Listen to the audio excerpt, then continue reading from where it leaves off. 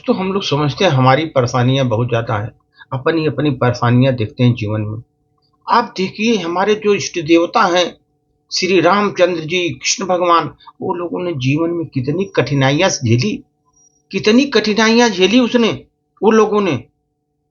Sir, Shri Ram ji को घर छोड़ना पड़ा। एक षड्यंत्रों से घिरे थे। वो एक राजकुमार की करुण कथा है। श्री कृष्ण को घर छोड़ना पड़ा। गूढ़ कूटनीति थी वहां पर, गूढ़ कूटनीति थी, उनको भी घर छोड़ना पड़ा। श्री राम जो थे, आदर्शों को निभाते हुए कष्ट सहते थे, और कृष्ण षड्यंत्रों को हाथ नहीं आते, बल्कि स्थापित आदर्शों को चुनौती देते हुए एक नई परिपाटी को जन्म देते थे। कृष्ण नई परिपाटी को जन्म देते थे। श्री राम ने से कृष्ण हो जाना एक सतत प्रक्रिया है। श्री राम से कृष्ण हो जाना एक सतत प्रक्रिया है सर। राम को मारीच भ्रमित कर सकता है। राम को मारीच जो है, हिरण जो था मारीच, वो भ्रमित कर सकता है। लेकिन कृष्ण को पूतना की ममता भी नहीं उलझा पाती।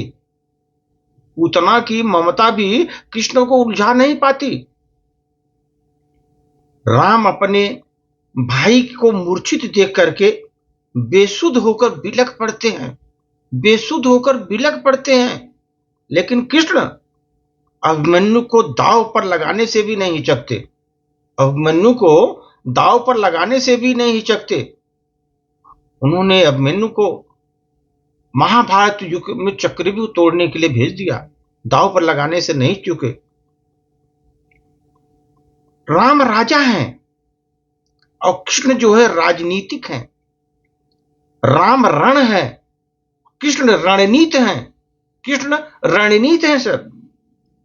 राम मानवीय मूल्यों के लिए लड़ते हैं, मानवीय मूल्यों के लिए राम लड़ते हैं, और कृष्ण मानवता के लिए लड़ते हैं। कृष्ण जो हैं वो मानवता के लिए लड़ते हैं।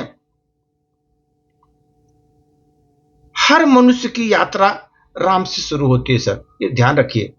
हर मनुष्य की यात्रा राम से शुरू होती है, और उस समय उसे कृष्ण बनाता है। वो राम से शुरू होकर उसको उस समय उसे कृष्ण बनाता है। व्यक्ति का कृष्ण का होना उतना जरूरी है जितना राम का होना। जितना राम का होना जरूरी है, उतना कृष्ण का भी होना जरूरी है। लेकिन राम से प्रारंभ हुई ये यात्रा तब तक अधूरी रहेगी जीवन में, जब तक ये यात्रा का समापन कृष्ण पर न हो जाए।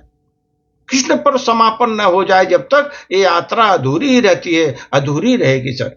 इसलिए जीवन में आप सोचिए, जीवन में सत्य को सुनना ही पर्याप्त नहीं होता। हम तो सच सुनते हैं, जो सच बोला वही सुनते हैं। सत्य सुनना ही पर्याप्त नहीं होता, अपितु सत्य को चुनना भी आवश्यक होता है। सत्य कौन सा है, कहां पर है, नहीं है, वो भी चुनना ही आवश्यकता है। केवल सुनना नहीं आवश्यक है, उतना आवश्यक नहीं है, चुनना भी आवश्यक है जीवन में। क्या मिश्री का स्मरण करने मात्र से आपका मुंह में मिठास आ जाएगी? अगर आपने मिश्री का आपने स्मरण किया, अरे मिश्री आ जाए, मिश्री का मिठास आ गया आप में, मुंह में मिठास आ जाएगी? नहीं, मिश्री का आस्वादन करना ही पड़ेगा, मुंह में मिश्री डालना पड़ेगा, तभी आपको मीठा दिखाई देगा। ध्यान रखिए, जब तक आप मिश्री खाएंगे आप मिठास का जो तब नहीं आपको मालूम होगा। इसलिए सर, आचरण में सत्य को उतर जाना ही, अपने आचरण में सत्य का उतर जाना ही व्यक्तित्व की पूजनीय बनाता है। वो व्यक्तित्व पूजनीय हो जाता है जिस व्यक्ति में आचरण ही सत्य का है, आचरण सत्य का धारण किया हुआ अपने में, सत्य बोलता है, सत्य करता है, सत्य का आचरण किया हुआ है, वो व्यक्तित्व बहुत पूजनीय होता है, बहुत बड़ा पूजनीय होता है। सब जगह उसकी पूजा होती है, सब लोग उसको जो है माने अच्छे से उसको जो है ना पूजनीय करते हैं और उसकी प्रशंसा करते हैं सर जीवन में। धन्यवाद।